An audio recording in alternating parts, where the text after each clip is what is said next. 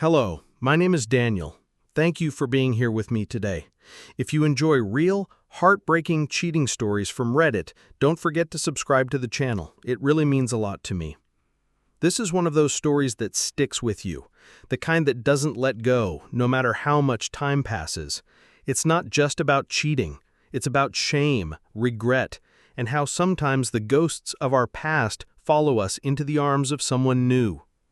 The original poster, whom I'll call Theo, is 31 years old and lives in a small, gray-skied town outside of Spokane, Washington. His girlfriend of 2 years, Lauren, is 30. The story begins not with her, but with someone else, someone from a darker chapter of Theo's life. When Theo was 27, he cheated on his then fiancée, whom we'll call Camilla. They had been high school sweethearts, together since they were just kids, stumbling through their teenage years, holding on to each other like life rafts. But by the time they were adults, something had changed.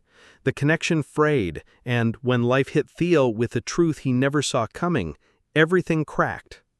It was the death of the woman he thought was his mother that unraveled him.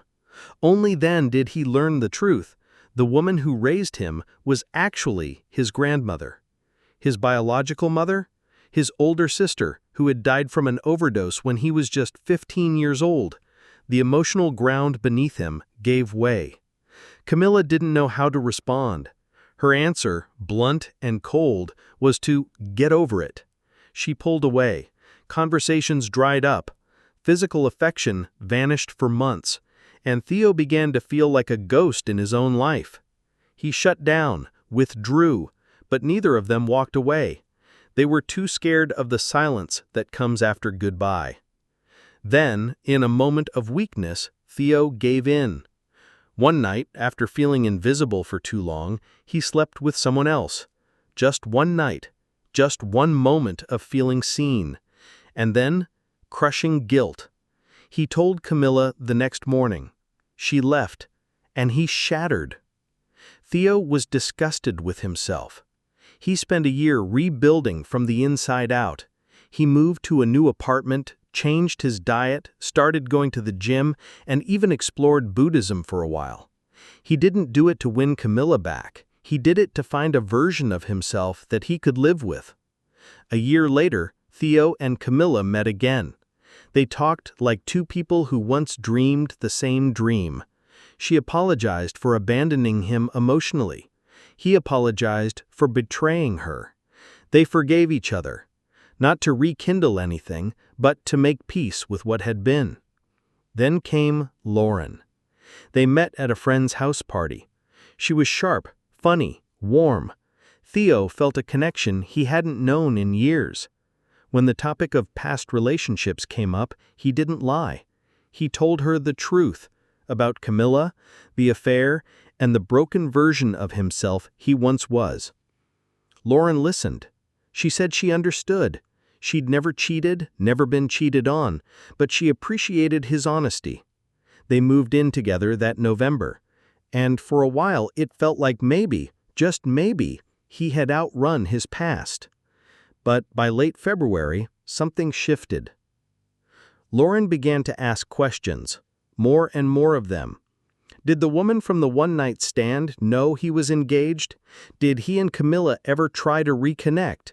Had he ever pursued women who were already in relationships? Theo answered everything, truthfully. He told her if she ever had doubts, she could check anything, his phone, his emails, whatever she needed. At first, it seemed to help, but then I noticed her becoming obsessive. She stopped asking questions, but her behavior changed. She started going through his electronics constantly, quietly, secretly. 3 weeks ago, my laptop began acting up, slow, glitchy, strange. I took it to a repair shop. The technician told me there was a keylogger installed, something used to track every keystroke. When I brought this up to Lauren, she looked at me calmly and asked me why I had taken it in. It was working fine for me, she said. Then she suggested maybe I downloaded something by accident while watching porn. A few days later, Camilla messaged me on Facebook. She was confused, asking why I was texting her and another old friend from high school. I was stunned. I hadn't reached out to anyone. Camilla sent screenshots, conversations from my number. The tone wasn't mine, but the messages came from my phone. I checked my mobile provider account. The messages were real, sent from my device. And I had no idea how or why. The messages had been simple, just awkward attempts to strike up a conversation, but they weren't in my tone. They weren't me. Still, they'd been sent from my phone, and I couldn't deny what the account logs confirmed. It felt like being haunted by a ghost I didn't invite. I confronted Lauren again, asking if she knew anything about it. She blinked at me with this strange mixture of innocence and confusion that I wanted so badly to believe. Her voice was calm, but her answers left me feeling cold. She said she didn't know, that she hadn't sent anything, and I remember just standing there, staring at her, feeling a quiet kind of panic settle into my chest. The next night, we were out celebrating her friend Danielle's promotion. It was at a little wine bar near downtown Spokane. Cozy, dimly lit, the kind of place that makes you feel like everything is fine, even when it's not. Lauren went to the bathroom, and that's when Danielle leaned over the table, eyes glassy from the wine, and said, "So, tell me, what's it like being a cheater?" I blinked. She was smiling, but there was an edge to her voice. She went on to talk about her ex, how he cheated in every relationship he ever had. Once a cheater, always a cheater, she said with this bitter laugh. I tried to stay calm, told her that for some people, maybe that's true, but I believe cheating is often a reflection of where you were in that particular relationship. That pain doesn't justify betrayal, but it explains it. I didn't mention Camilla by name, didn't need to. Danielle just shook her head and said I was deluding myself. Lauren better keep her eye on you. When Lauren came back, I told her I wasn't feeling well and wanted to head home. She said she wanted to stay, that I should just grab an Uber. So I did. The ride home was quiet, but my mind wasn't. I curled up on the couch and let Netflix run in the background, the noise barely registering. It didn't feel like a home anymore. Lauren came back later, a little tipsy, smelling like expensive perfume and wine. She sat beside me, and in this casual tone, asked me if I'd come straight home or made a stop somewhere. The way she asked, it wasn't teasing. It was interrogation dressed in sweetness. I asked her why she didn't trust me, what more I could possibly do to make her feel secure. She didn't answer, just stood up and went to bed. When I joined her an hour later, she was on her laptop. As soon as I walked in, she slammed it shut like she'd been caught stealing something. The sound of it closing echoed in my chest. I didn't even ask what she was doing. I just lay there beside her, staring at the ceiling, wondering how things got so far from love. This morning, I feel like I'm unraveling. I've tried to be a better man than the one who broke Camila's heart. I've offered Lauren transparency, honesty, whatever reassurance she needed. I've opened my phone, my laptop, my soul. But now I'm starting to realize that no amount of truth can convince someone who's already made up their mind about you. Is this what it means to love someone after you've made a mistake? To live on trial forever? I don't know if this is salvageable anymore. I honestly don't. Reading back over everything makes my chest tighten. She placed a keylogger on my laptop. She sent texts pretending to be me. She questioned my every move, even when I had nothing to hide. I thought if I gave her access to everything, she'd feel safe. I thought love meant trying harder. But it's starting to feel like I handed her the tools to destroy me instead. I asked strangers online if I should stay or walk away. One comment stood out. Someone wrote, "She's pretending to be you and texting your ex. That's not insecurity, that's manipulation. Run." And I think they're right. Another said that the keylogger alone would have been a deal breaker for them, that I should prepare myself, because people like Lauren, they rewrite history. If I leave, she might tell everyone I cheated. I can already see it. Still, a part of me foolishly hoped she'd been right, that maybe I accidentally downloaded something. But even the computer guy just shook his head like he didn't want to say what he already knew. Someone else commented, "You deserve someone who judges you for who you are now, not who you used to be." And for the first time in a long time, I felt like maybe I wasn't crazy for wanting that. But the moment that stung most was realizing she texted Camilla. She dragged her back into this mess. After everything Camilla and I went through to make peace, Lauren opened that wound again. And she looked at me like she had no idea why I was hurting. I used to believe that if I kept everything open, no secrets, no locked phones, no hidden messages, then maybe Lauren wouldn't feel the need to cross lines. I thought if I gave her complete access, she would finally feel secure. But what I learned is that someone who doesn't trust you will always find something to be suspicious of, even if they have to invent it. Looking back, I see how wrong I was. I thought transparency would calm her fears. All it did was give her more tools to violate my privacy. When I walked in on her that night, hunched over her laptop, and she slammed it shut like she'd been caught red-handed, something inside me fractured. I didn't have proof, but I didn't need it. Her guilt filled the room like smoke. I think part of me even then knew this wasn't just about distrust, it was about control, maybe even projection. Some comments online echoed what I didn't want to admit. One person said she was probably having an emotional affair and trying to catch me doing something wrong so she could feel justified. Another said that what I'd described wasn't love, it was obsession dressed up like fear. They were right. I had spent so long trying to fix who I used to be, trying to prove I was no longer the man who had betrayed someone, but I'd chosen a partner who didn't want healing, she wanted punishment. And no matter how hard I tried to show I'd changed, she needed me to be guilty so she could stay in control. Then came the moment that broke everything. Lauren told me she needed to fly to Missoula to visit her mom. There was some kind of health emergency. I drove her to the airport early that morning, watched her walk through security with her suitcase in hand. She didn't look back. I thought maybe this break would help. Give us space. But as soon as she disappeared through the gate, I went straight back to the apartment. I had already planned everything.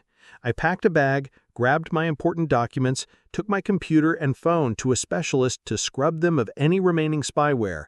There were more trackers than I'd even realized. My hands were shaking as I watched them wipe my devices clean. It felt like peeling off layers of a life I hadn't consented to live. I moved the essentials to a storage locker nearby. A friend of mine had offered me a spare room for the next few weeks, and I took it. I left a 30-day written notice for Lauren at the apartment. I didn't tell her we were done yet. I didn't want to drop that on her while she was dealing with her mom. Or so I thought. But I should have known better.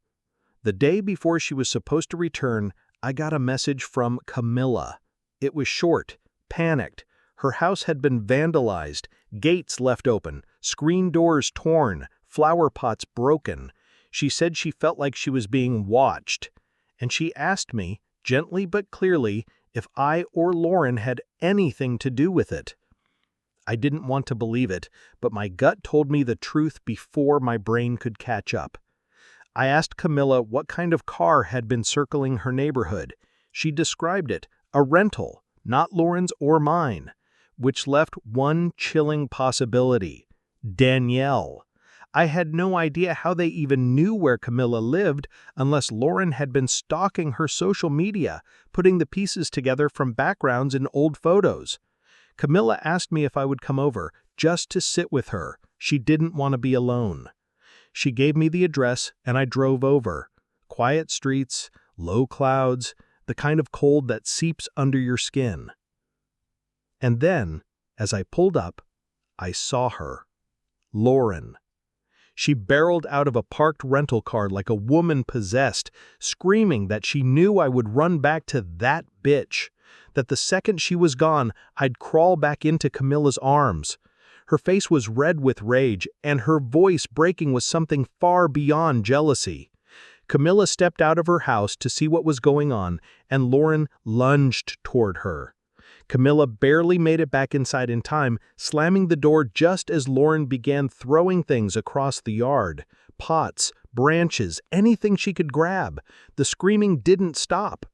Neighbors had already called the police. When they arrived, everything became still in that sharp, awful way only chaos can bring.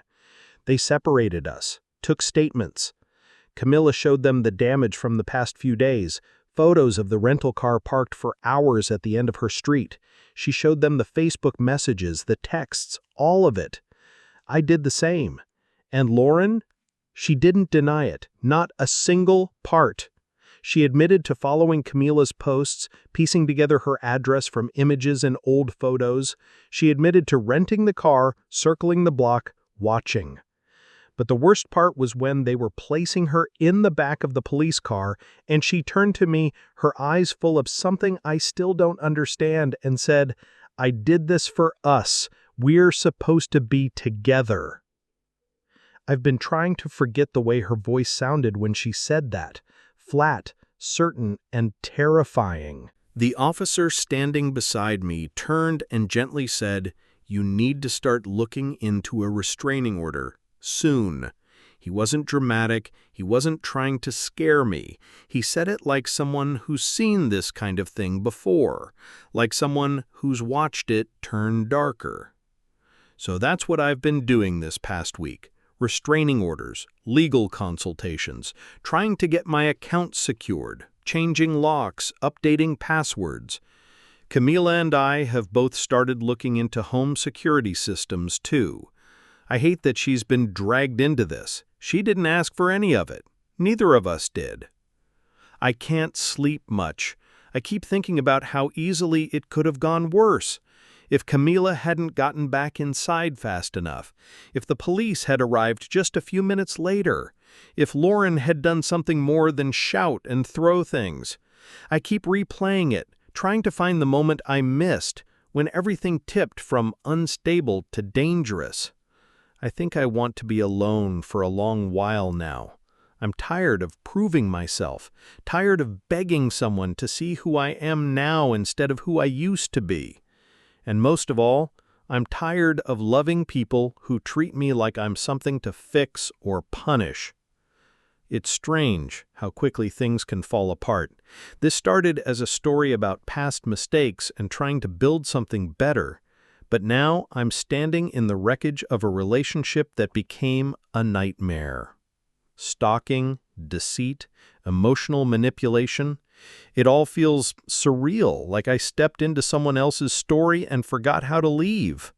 I know people online will debate whether or not I deserved this because of what I did to Camilla years ago.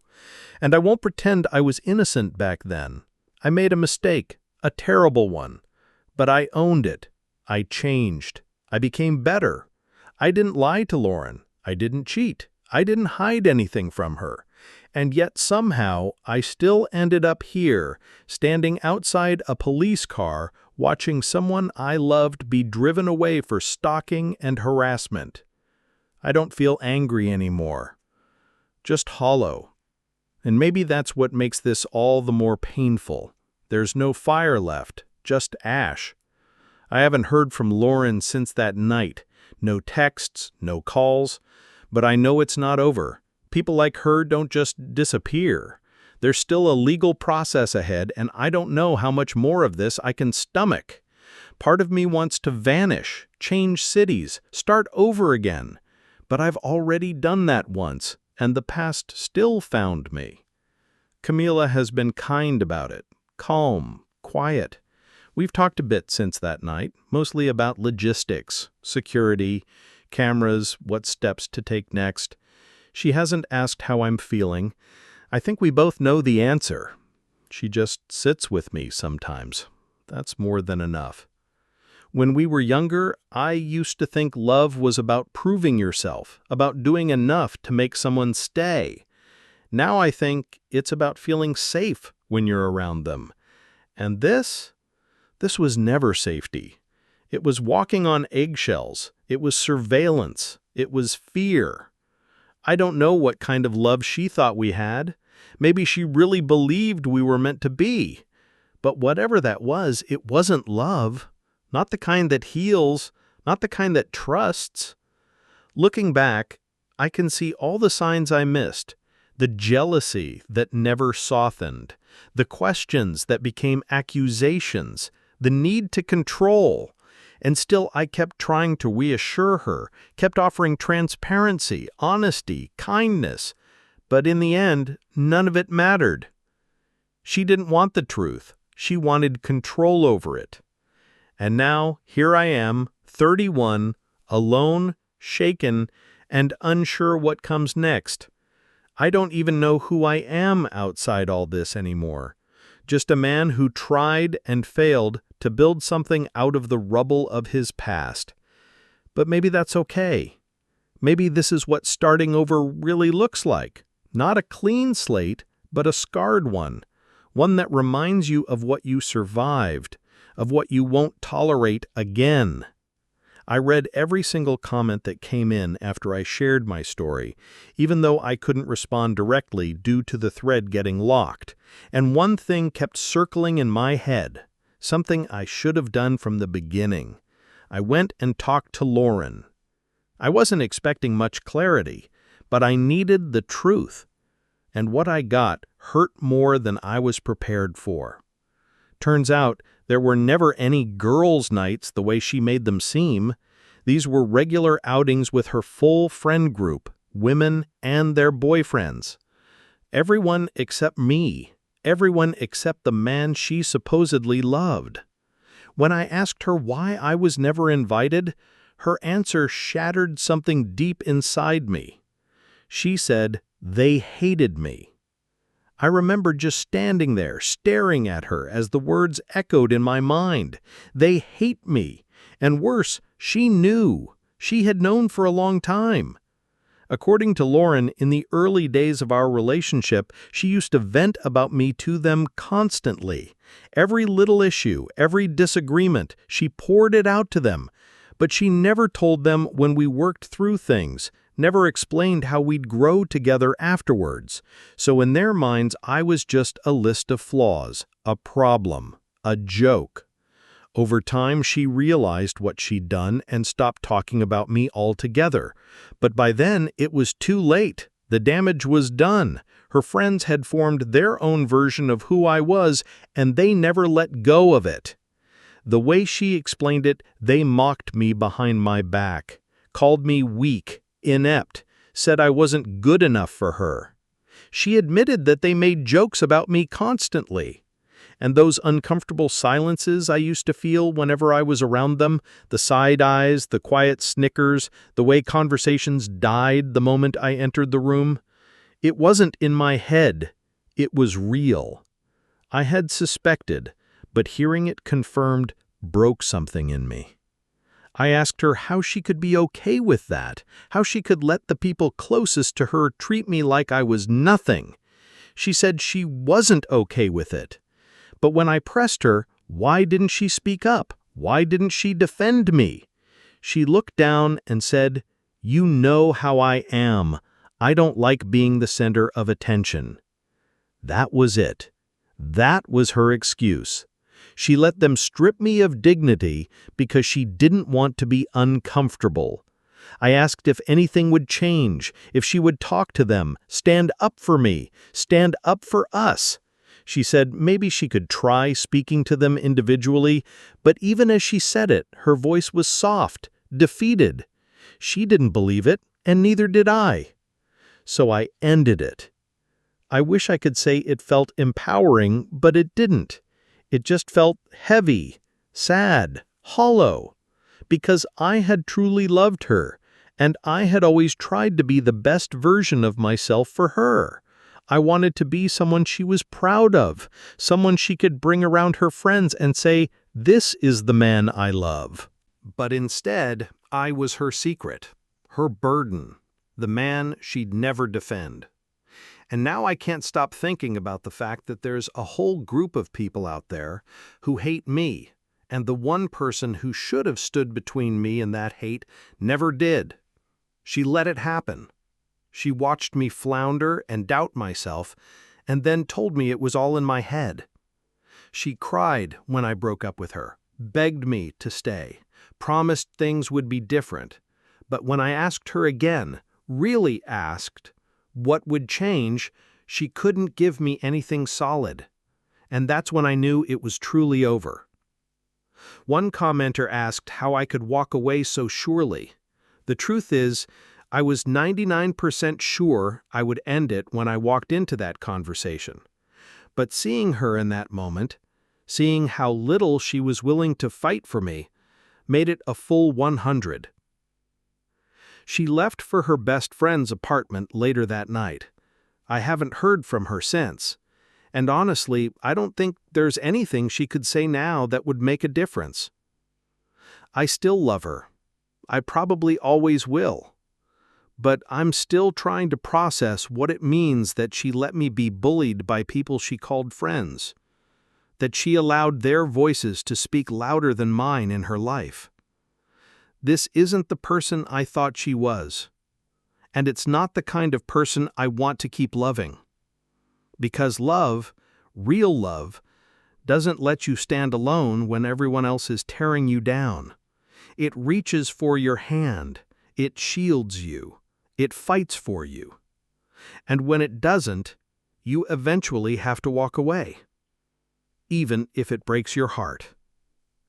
Even if Lauren had stopped sharing stories about me with her friends, the damage had already been done. The versions of me she gave them, flawed, weak, always wrong, became permanent in their eyes. And she let them talk about me like that, over and over, negatively, cruelly. I can't imagine she just sat there in silence, not when laughter followed, not when the jokes cut so close to home. That's the part that lingers, the idea that she may have joined in, that somewhere in a bar or someone's living room, she might have smiled or nodded while they tore me apart. Even if she didn't say a word, her silence was loud enough. It's hard to describe the grief that comes from realizing someone who once looked at you with love was quietly ashamed of you in front of others. But as much as this hurt, and it did, there's a strange kind of clarity that comes after the fall. This is not the person I need beside me, and deep down I know I deserve someone who will stand up for me, not shrink away when others attack. So maybe, in some small way, this is a beginning. I'm 31 years old. I have flaws, but I've tried to grow. I've tried to do better. I want a partner who sees that and stays, not someone who keeps me hidden because of the past. And now maybe I can start looking for that. This story may sound extreme, but its emotional roots are familiar to many. Being in a relationship where your partner won't stand up for you, where past mistakes are used against you, or where their silence becomes betrayal. Emotional neglect doesn't always come with raised voices or slammed doors. Sometimes it comes with indifference, with quiet disapproval you can't quite explain. If you find yourself constantly trying to prove your worth to someone, take a step back. Love should feel like safety, not scrutiny. Pay attention to red flags, jealousy disguised as concern, control disguised as care, silence when you need advocacy. Surround yourself with people who remind you that you're worth defending. Healing is messy, but it begins the moment you choose to walk away from someone who keeps you small. You are not your worst moment. You are what you become after it.